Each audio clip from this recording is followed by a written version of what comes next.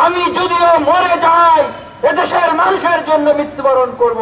আমার দলের তরুণ দেশপ্রেমিক নেতাদেরকে বলবে তারা যেন এই সরকারের সাথে আপোষ না করে। আমি জেলখানা থেকে বলেছি, হ্যাঁ আমার উপর নির্যাতন করা হয়েছে। আমাকে 10 ফিট বাই 15 ফিট একটি ছোট্ট ছেলের ভিতরে আমাকে নিঃসঙ্গ ভাবে রাখা হয়েছে। আমি যেন হার্ট অ্যাটাক করি, ব্রেন স্ট্রোক করি বা মরে যাই। আমি যদিও মরে যাই এদেশের মানুষের জন্য মৃত্যুবরণ করব। আমার দলের নেতৃবৃন্দদেরকে বলে দিবেন, আমার দলের তরুণ দেশপ্রেমিক নেতাদেরকে বলে দিবেন তারা যেন এই সরকারের সাথে আপোষ না করে। আপোষ করলে কি হবে?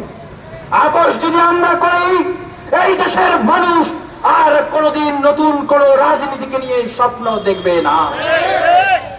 এই দেশের জনগোষ্ঠী, এই জনপদের মানুষ আর কোন তরুণ নেতাদেরকে বিশ্বাস করবে না।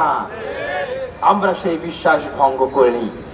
আমরা নেতৃত্বের পরীক্ষা দিয়েছি এই জাতির কাছে, আমরা নৈতিকতার পরীক্ষা দিয়েছি এই জাতির কাছে।